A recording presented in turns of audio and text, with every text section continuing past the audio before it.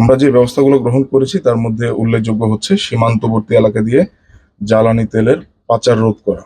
আমাদের সাতক্ষীরা ব্যাটালিয়নে 54 কিলোমিটার সীমান্ত রয়েছে। সেই জায়গা দিয়ে কোনোভাবেই যেন কোনো জ্বালানি তেল পাচার না হতে পারে সেই ব্যাপারে আমরা সতর্ক রয়েছি, এবং আমাদের যে নিয়মিত মনিটরিং সেটা আমরা আরো বেশি জোরদার করেছি। দায়িত্বপূর্ণ এলাকার অবস্থিত বিভিন্ন ফিলিং স্টেশনগুলোর বিপণন প্রক্রিয়া মনিটরিং করা। আমরা আমাদের দায়িত্বপূর্ণ এলাকার ভিতরে যে কটি ফিলিং স্টেশন আছে তার যে প্রজ্ঞাপন অনুযায়ী তারা বিপণন প্রক্রিয়া সঠিকভাবে করছে কিনা এটা আমরা মনিটরিং করব। আমরা গোয়েন্দা নজরদারি ইতিমধ্যে বৃদ্ধি করেছি। বিদ্যুৎ, জ্বালানি, খনিজ সম্পদ মন্ত্রণালয়ের প্রজ্ঞাপনের উপর জোর দেওয়া বলতে আমি বোঝাচ্ছি কৃচ্ছ্রতা সাধনের যে বিষয়টা, সেক্ষেত্রে আমরা স্থানীয় জনসাধারণকে সচেতন করব। এই ব্যাপারে আমরা গণসংযোগ করছি।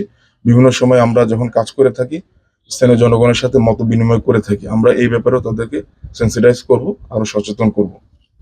এছাড়াও আমাদের নিয়মিত বেশ কয়েকটা চেকপোস্ট রয়েছে। আমাদের নিয়মিত চেকপোস্টের পাশাপাশি আমরা আরো 5 থেকে 6টা চেকপোস্ট বৃদ্ধি করছি। র্যান্ডমলি আমরা এই কাজগুলো করব, যাতে কোনোভাবে অবৈধ পাচার হচ্ছে কিনা, কোনো জায়গায় নিয়মের বাহিরে তেলে সরবরাহ হচ্ছে কিনা আমরা সেগুলো মনিটর করতে পারবো এই চেকপোস্টগুলোর মাধ্যমে। এছাড়াও আমরা বেশ কিছু মোবাইল টহল পরিচালনা করব আমাদের সদর এবং কোলারোয়া অঞ্চলের মধ্যে।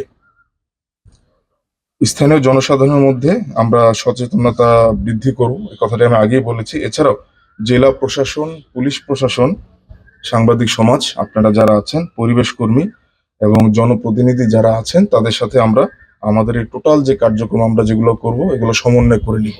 কারণ এটা একলা আসলে আমরা আমাদের পার্টটা করতে পারবো, বাট সার্বিকভাবে আমরা তখনই সাকসেস হব যখন সকল স্টেক হোল্ডাররা সমন্বিতভাবে আমরা এই কাজটা করতে পারবো। এরই সাথে আমি আপনাদের মাধ্যমে জনসাধারণকে অনুরোধ করব যে আপনারা নিজে থেকে বিষয়টা বোঝার চেষ্টা করবেন এবং সরকারের যে প্রজ্ঞাপন সেইটা মেনে চলার চেষ্টা করবেন।